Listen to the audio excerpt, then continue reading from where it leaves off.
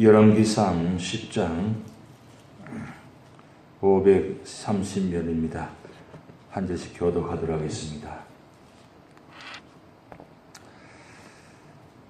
스바 여왕이 여호와의 이름으로 말미암은 솔로몬의 명sem을 듣고 와서 어려운 문제로 그를 시험하고자 하여 예루살렘에 이르니 수용하는 자가 심히 많고 향품과 심히 많은 금과 보석을 낙타에 실었더라.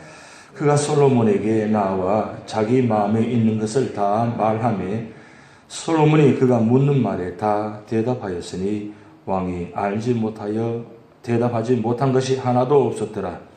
스바 여왕이 솔로몬의 모든 지혜와 그 건축한 왕궁과 그 상의 식물과 그의 신하들의 좌석과 그의 시종들이 시립한 것과 그들의 관복과 술 관원들과 여호와의 성전에 올라가는 청결을 보고 크게 감동되어 왕께 말하되 내가 내 나라에서 당신의 행위와 당신의 지혜에 대하여 들은 소문이 사실이로다.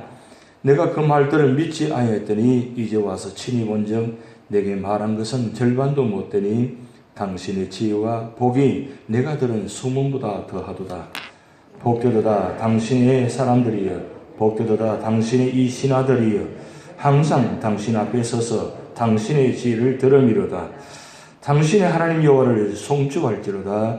여호와께서 당신을 기뻐하사 이스라엘 왕 위에 올리셨고 여호와께서 영원히 이스라엘을 사랑하심으로 당신을 세워 왕으로 삼아 정의와 공의를 행하게 하셨도다 하고, 이에 그가 금 220달란트와 심히 많은 향품과 보석을 왕에게 드렸으니 스바 여왕이 솔로몬 왕에게 드린 것처럼 많은 향품이 다시 오지 아니하였더라. 오빌에서부터 금을 실어온 히람의 배들이 오빌에서 많은 백당목과 보석을 운반하여 오매 왕이 백당목으로 여호와의 성전과 왕궁의 난간을 만들고 또 노래하는 자를 위하여 수금과 비파를 만들었으니 이 같은 백당목은 전에도 온 일이 없었고 오늘까지도 보지 못하였더라.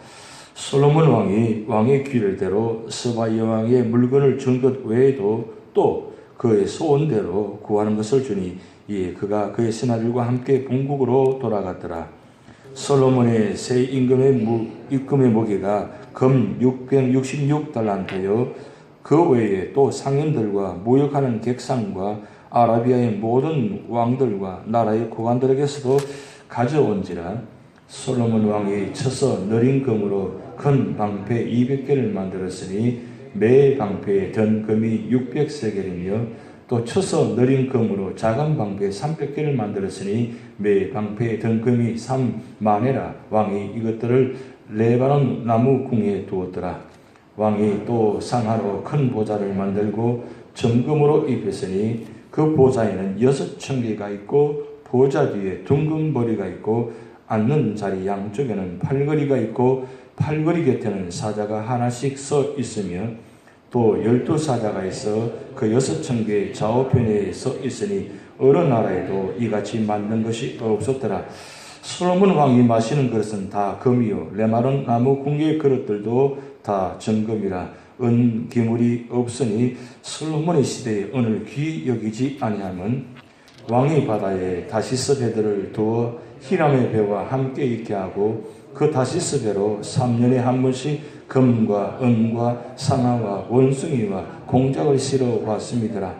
솔로몬 왕의 자산과 지혜가 세상의 그 어느 왕보다 큰지라.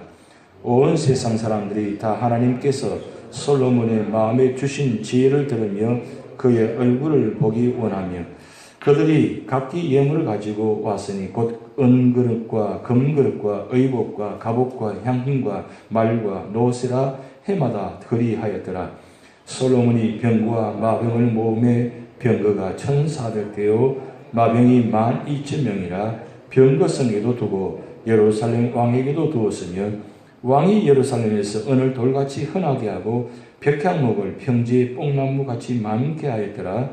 솔로몬의 말들은 여굽에서 들어왔으나 왕이 상인들이 값주고 산 것이며 합독하시겠습니다. 여굽에서 들어온 병거는 한 대에 은 600세겔이요 말은 한 필에 150세겔이라.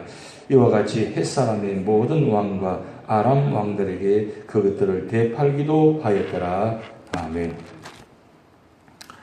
예, 열왕기상 10장은 솔로몬의 명성과 부와 영광을 이야기합니다. 최고의 정점에 와 있는 모습입니다. 제가 미국에 와서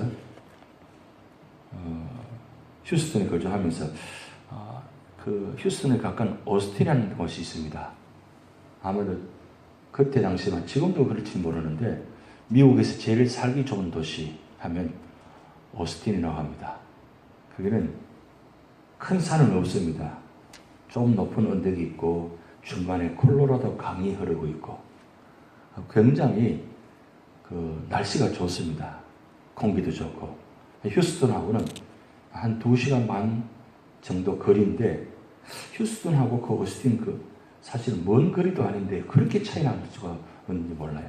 정말 아름다운 곳입니다. 그래서 거기 가보면 여기서 살았으면 좋겠다 하는 마음이 들 정도로 그렇게 아름다운 곳입니다. 그건 텍사스 주 도가 있는 곳입니다.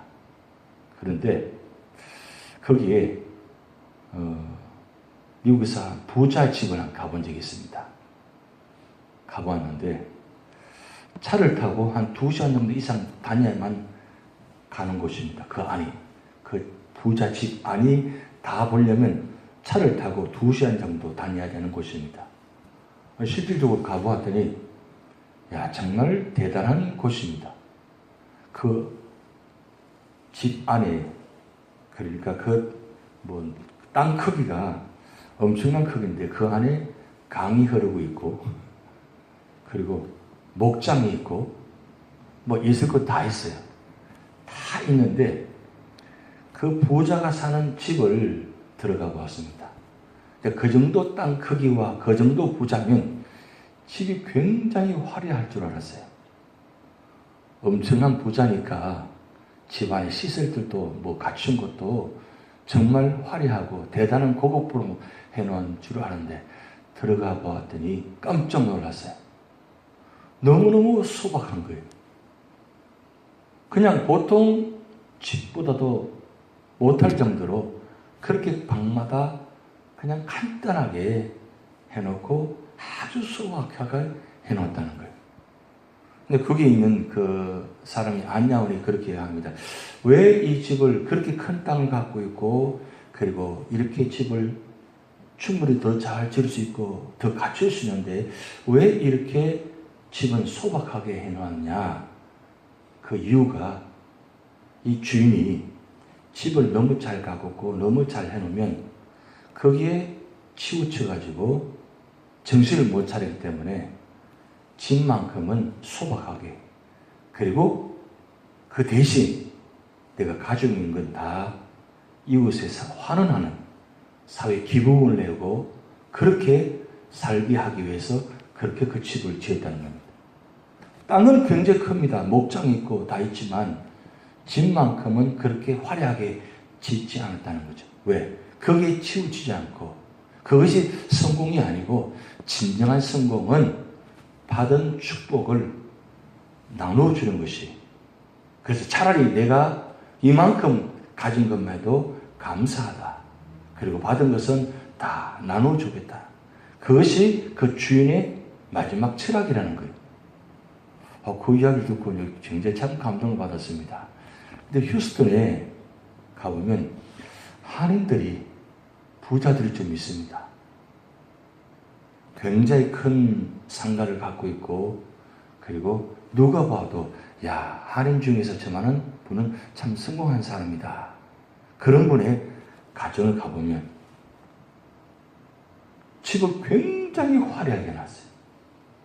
첫째 차가 굉장히 화려합니다.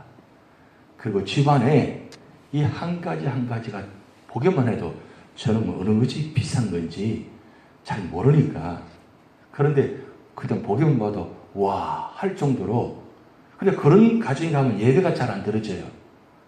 신방을 갔는데 예배 드리려고 하는 너무 안에 물품들이 모든 것이 너무 화려하니까 이거 예배?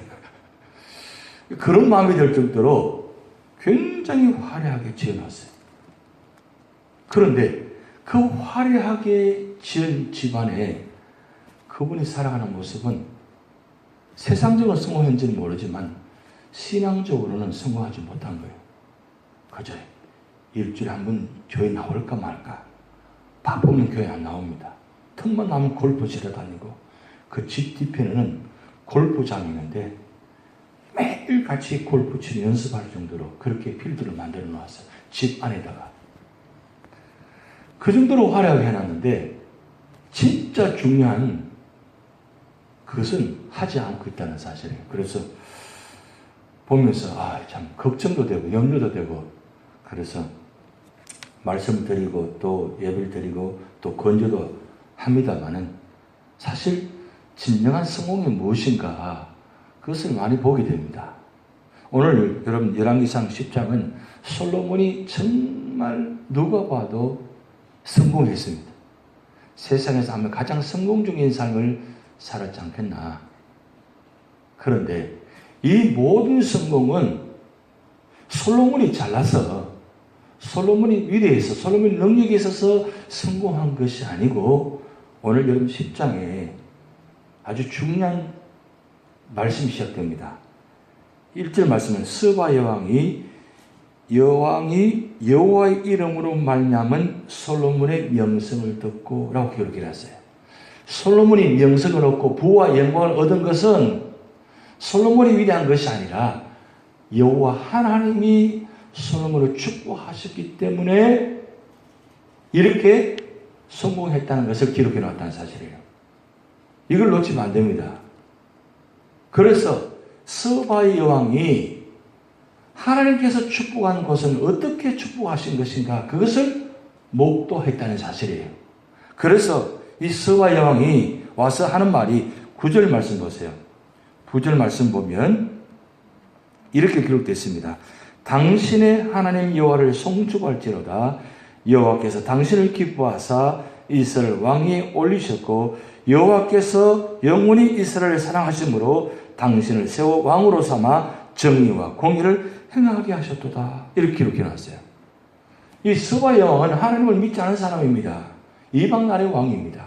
그런데 이방 나라의 왕이 솔로몬을 보면서 솔로몬이여, 당신은 참 위대합니다.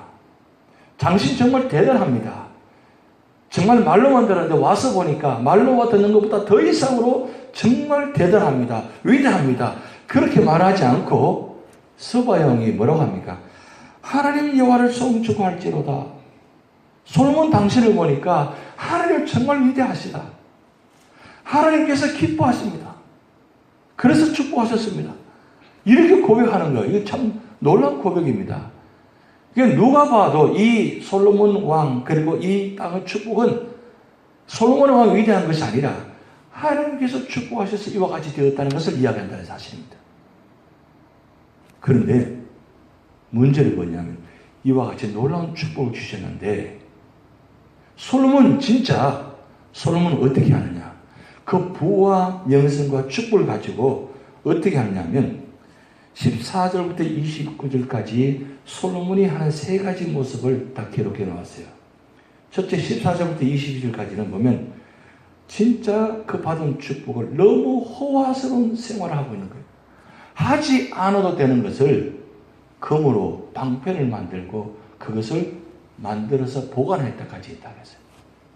이건 무슨 뜻이냐?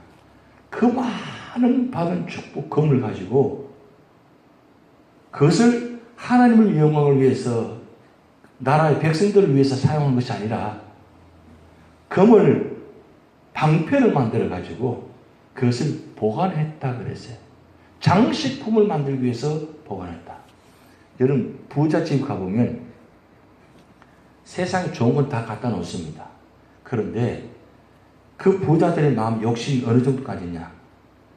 내가 갖고 있는 이 물품은 세상에 단 하나만 있어야 돼. 그래서 미술품이라든지 그 다음에 무슨 장식품이라든지 이 모든 건 세상에서 나만 갖고 있어야 돼. 그래서 그 나만 갖기 위해서 그 돈을 투자해 가지고 어떻게 하든지 남에게 가지고 있는 것을 가지고 옵니다. 그래서 그 다 장식품을 지하의 창고에다 다 넣어놓습니다. 그래서 매일 가서 한 번씩 들여다보면서 만족하는 거예요. 아, 좋다. 그게 부자의 마음이에요. 지금 솔로몬의 마음이 그 많은 축복을 뭐요? 그렇게 장식품을 만들어가지고 다 왕궁에다가 보관했다고 했어요. 심지어 자기가 먹는 그릇들까지 다 금으로 다 입히고. 아, 정말 대단하죠. 이 말씀 읽기만 해도 야, 정말 야, 부럽다 이런 생각 들어요. 부잣집에 가서, 정말 부잣집에 가서 진짜 좋은 그릇을 음식 대접받아 본 적이 있습니다. 근데 밥이 안 넘어가더라고요. 밥이 안 넘어가요. 왜? 맛이 없어요. 정말 맛있는 음식인데 그릇에 감동이 되어서 밥이 안 넘어가. 근데 질그릇 같은 토기같이 그렇게 그 뚝배기에 그냥 한 그릇 먹는 것이 더 맛있더라는 거죠.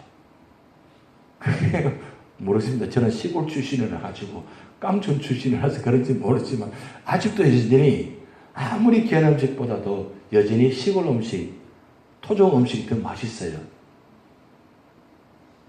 진짜 부잣집에 가서 먹어봤거든요. 근데 맛이 없어요. 불편해요. 근데 지금 솔로몬 왕이 모든 그릇들, 모든 물품들을 다 금으로 다 입혀놨어요. 그리고 두 번째는 보면 천하의 열왕들이 솔로몬에게 계속 정기적으로 조공을 헌납했습니다. 그게 23절부터 25절까지 나오는데 이 매년마다 조공을 받으니까 이 모든 것이 다 철철철 넘치는 거예요. 주체는 못합니다. 너무 많아가지고. 그런데 그 많은 그 조공받은 것, 백성을 위해서 사용했더라 그게 없어요. 다 자기를 위해서 사용했다가 기록밖에 없어요. 거기에다가 셋째로는 26절부터 29절 말씀 보면 솔로몬이 엄청난 양과 병거와 마병을 두었다는 점입니다. 사실은 솔로몬 전까지는 늘 전쟁을 통해서 이루어지는 모습입니다. 역사가. 그런데 솔로몬이 왕이 된 후에 40년 동안 전쟁이 한 번도 없었어요. 그 정도로 평화스러운 모습이었습니다. 그러면 왜 마병을 병거를 만듭니까? 그건 하나의 그때 그 당시에 상징적으로 병거와 말이 많았다는 것은 힘이 있다. 군대의 힘이죠. 사실 상징적입니다. 그런데 여러분 신명기 말씀 보면 왕은 절대 말을 많이 두지 마라. 그렇게 기록해놨어요. 왜? 거기에 치우치면 하나님보다도 말에 군사의 힘을 의지한다는 거예요. 그래서 왕은 절대로 말을 아니고 말을 많이 두지 말라는 거예요. 그런데 지금 솔로몬이 그 정도로 부하고 그 정도로 하나님이 채워주셨다면 굳이 왜 마병과 병거를 많이 둘 이유가 무엇입니까? 자랑하고 싶은 거죠. 이만큼 부하에 힘이 있다는 거죠. 이 솔로몬의 마지막 이 모습, 이 최고의 정점의 이 모습. 그래서 여러분 성경의 고린도전서 10장 12절 말씀 보면 선줄로 생각하는 자는 넘어질까 조심하라. 이런 말씀이 있습니다. 선줄로 생각하면 넘어질까 조심하라. 잘 될 때, 잘 나갈 때, 있을 때, 평안할 때 마음에 늘 조심하라는 거예요. 왜요? 곧 어떤 어려움이 닥칠지 모른다는 거죠. 그런데 외부적인 위험보다 더 무서운 게 내 속에 마음이 더 무섭다는 거죠. 솔로몬 나라가 무너진 이유가 외부적으로 힘에서 무너진 것이 아니라 내부적인 연약함을 통해서 무너졌습니다. 이걸 진짜 중요한 교훈입니다. 솔로몬 왕을 보면서 야, 부와 영광과 권세가 전부가 다가 아니라는 것을 성경에 기록해 놨습니다. 여러분 전도서 1장 2절에 보면 헛되고 헛되며 헛되고 헛되니 모든 것이 헛되도다. 이 헛되도는 말을 5번은 반복해 놓았어요. 헛되고 헛되며 헛되고 헛되니 모든 것이 헛되도다. 세상에서 가장 부와 명예를 누려본 사람입니다. 그런 그가 전도서를 기록하면서 그 마지막 고백이 있잖아요. 다 부도 명예도 다 헛된 것입니다. 그리고 마지막 12장의 그 마지막 절에 그가 그렇게 고백했습니다. 이 일의 결국은 하나님을 경외하는 것이다. 결론은 헛되지 않으면 하나님을 경외하는 것이다. 다 망하고 난 다음에 고백한 내용이에요. 다 망하고 난 다음에 마지막에 고백한 거예요. 뭐 그때 정신 차렸으니까 다행이죠. 그런데 그러기에 너무 안타깝잖아요. 그 많은 그 명예를 백성들을 위해 사용하고 백성들을 위해서 베풀었다면 얼마나 좋았겠습니까? 여러분 그 성전을 짓고 7년 6개월 짓고 난 다음 그 다음 왕궁을 2개 짓는데 13년 걸렸습니다. 그러고 난 다음에 각 그 지방마다 또 성을 세웠어요. 그러니까 40동안 한 일은 뭐냐면 성을 쌓다가 그냥 끝나는 거예요. 그러면 성을 쌓았다는 것은 그만큼 부역이 들어가고 돈이 들어가고 그만큼 힘든 것입니다. 얼마나 힘들었겠어요. 솔로몬 자신은 부와 영광을 누릴지 모르지만 백성들은 너무나 고통 가운데 40년간 살았다는 사실이에요. 이것 때문에 사실은 분열되는 원인도 한 가지 이유가 있습니다. 그건 제가 내일 말씀드리겠습니다만 중요한 건 우리가 받은 축복, 받은 은혜 이걸 나만 누리면 반드시 그 축복은 화가 됩니다. 저주가 됩니다.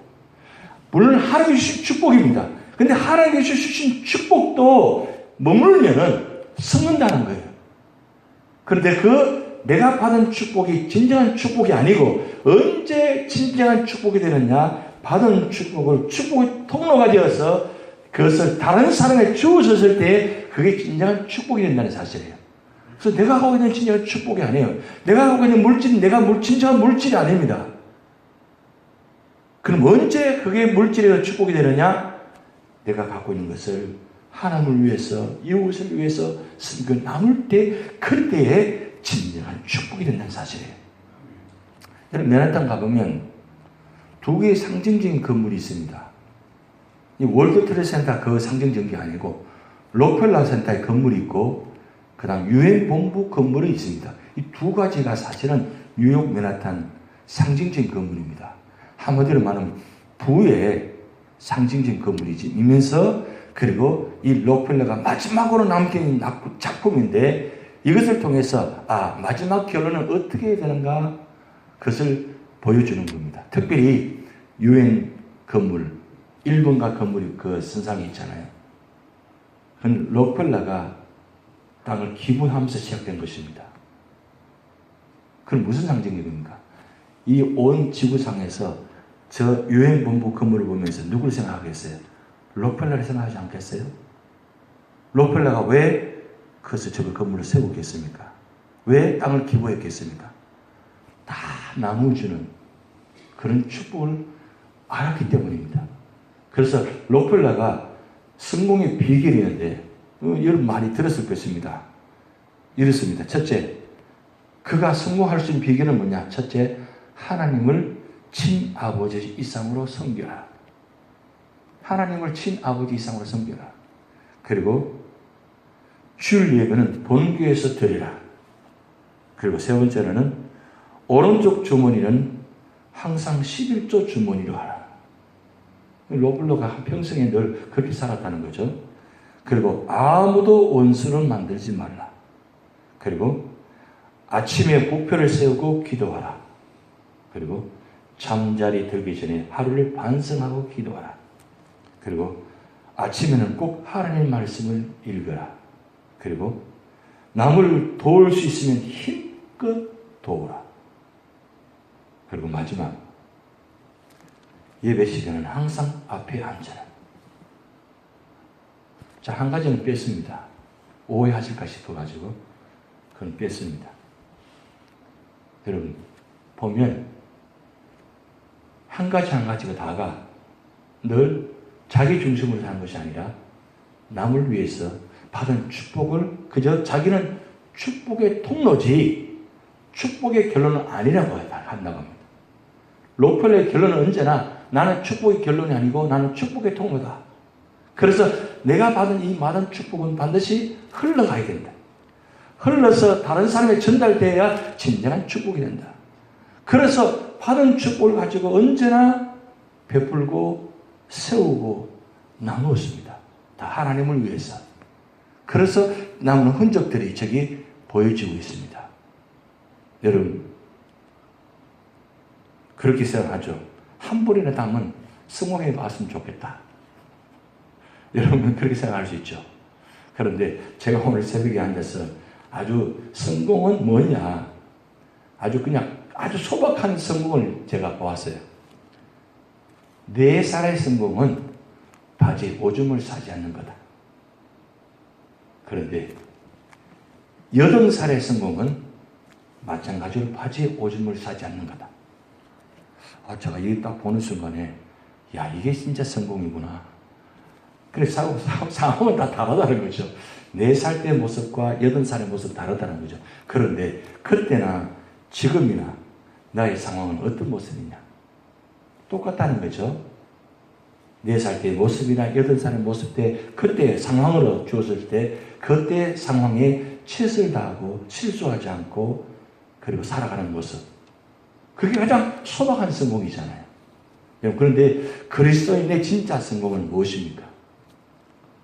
여러분이 성공하신 것입니다. 이 연세 여러분 모습에 지금 새벽 기도에 이 기도의 자리에 있다는 것. 이게 성공입니다. 진정한 성공은 세상의 성공이 아니라 하나님 안에서 신앙적으로 성공이 진정한 성공이라는 거예요. 그래서 주님 부르시는 그날까지 믿음으로 성공하시기 바랍니다. 그래서 이 믿음의 성공을 후손들에게 물려주시기 바랍니다. 진정한 성공은 세상의 성공이 아니라 신앙 믿음의 성공이다. 그래서 우리 아버님, 어머님 진정으로 성공하신 분입니다. 라고 후손들이 결론 내리시도록, 여러분 결론 내지 마시고 후손들이 결론 내리시는 그런 축복이 여러분이 나타날 줄 믿습니다. 주기도문 하시겠습니다. 하늘에 계신 우리 아버지여, 이름이 거룩히 여김을 받으시오며 나라의 임하옵시며 뜻이 하늘에서 이룬 것 같이 땅에서도 이루어지이다. 오늘날 우리에게 일용할 양식을 주옵시고 우리가 우리에게 죄 지은 자를 사하여 준 것 같이 우리 죄를 사하여 주옵시고 우리를 시험에 들게 하지 마옵시고 다만 악에서 구하옵소서. 대개 나라와 권세와 영광이 아버지께 영원히 이사옵나이다.